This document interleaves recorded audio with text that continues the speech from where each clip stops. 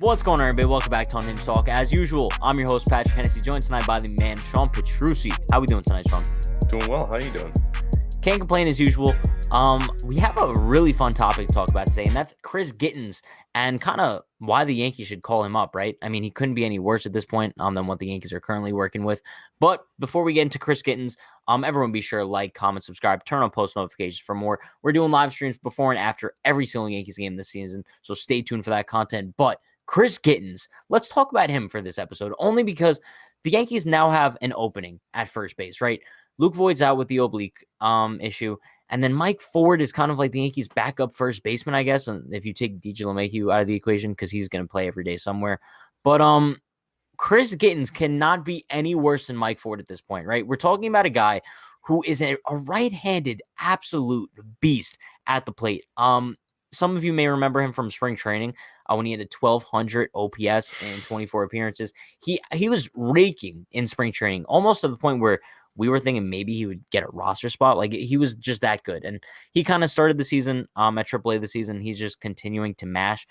Through 12 games, he has 4 home runs, 10 RBIs, batting .294 with a .500 on base percentage, giving him a 1,200 OPS. The dude's just the definition of exit velocity as well. He hits the ball, I believe, one of the hardest in all of minor leagues. So I think right now, if you're kind of looking at the Yankees situation, why not bring up Chris Gittens, right? Why not call him up, see what he could do from the first base position? Because he can't be any worse than Mike Ford, who has struggled so much this season. No, and if he were to ever get a chance to play for the Yankees, it's right now. Luke Voit's hurt and Mike Ford stinks. Like, this is like the perfect opportunity. And I believe you said it before. The only reason why Mike Ford is still here is because he's a lefty. If he was a righty, he would have been DFA'd like 3 weeks ago. Is that the only reason why he's playing over Chris Gittens? Because he's a lefty? But at what point does that get thrown out the window because he can't hit the ball? But I think that's what the Yankees are still holding on to, right? Because Mike Ford was very good with the Yankees in 2019, wasn't good at all last year, but I think they're still holding on to like that false hope that 2019 Ford is going to return. But you can't do that simply because I think Major League Pitching have kind of figured out Ford, right? And if you call up Gittens, that's a brand new face that no one in the majors has faced before, unless they faced him in the minors. But teams will not be prepared for the level of power that Gittens is going to exude off his bat. And I think he's kind of like the perfect guy if you want to call him up and just bring a spark to this team, right? Yeah, and you worry a little bit because it's just going to add another right-handed power bat. Sure. But then again, that's what Luke Voit adds to the team. So you kind of lose one, you add one. I'm pretty sure he's also a very good on-base guy, too. He's not just a power hitter. No, yeah. I mean, right now, like I said, he's batting .294 with a .500 on base percentage. While it is only 12 games, like that, those are just stupid numbers. Now, obviously, those are numbers that we wouldn't expect him to kind of replicate if he did come up to the bigs. But I think that's even if it gets diminished by 40%, those are still really good numbers to have like for, let's say, a month until Voit comes back. And I think this is why we say, like, there's been so much talk of what the Yankees should do with the trade deadline, right? And personally, I think that they should get a pitcher to replace Kluber rather than a bat to either replace like Voit or Hicks at this point, just because I think that the Yankees do have that offensive talent in the minor leagues. Chris Gittens being one of them. If you want to look in the outfield, they have guys like Estevan Florial, who recently got called up. They have Trey Ambergy, who's been a solid guy in the minor leagues for the past couple of years now. But I really think that if the Yankees just give Gittens an opportunity, like you mentioned, the time would be now. We're talking about a guy who he's almost 27, I believe.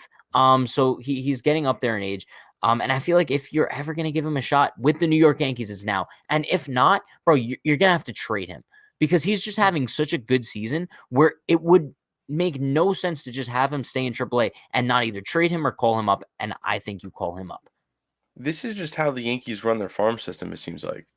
It's like, unless you're like a Gleyber Torres kind of player where like we know you're going to be a star, so just play there for a little bit. It's like, how many guys are sitting at AAA right now and they're 25 plus?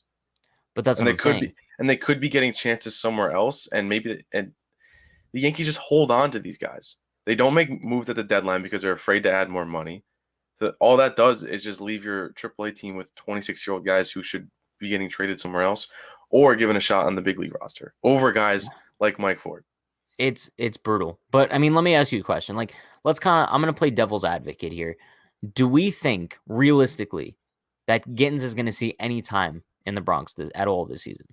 I think it's gonna have to take like a Mike Ford injury. I don't think because we've That's so seen Mike. crazy. I know, but we've seen Mike. I only say that because we've seen Mike Ford at his worst already.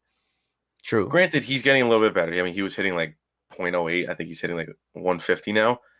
But it's gotten to the point where like, how bad does he need to be in order to get demoted?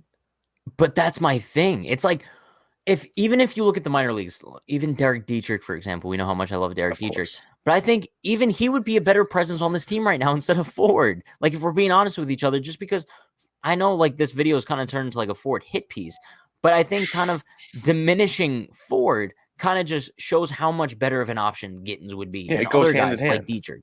Yeah, it does Yeah. go hand in hand simply because I think Mike Ford is the only reason Gittens hasn't gotten a major league opportunity yet. Yeah, and then there's about like it's it's like the story of the Yankees at this point. It's like why is this guy playing every day and why is this guy in the minors or why is this guy on the bench? It's like And you want to know what their philosophies are, and honestly, when you break it down, all the guys that we despise that don't play well, they're lefties. and That's that's why they my have nine thing. lives. That's my thing. I like that. That's why they have not lost.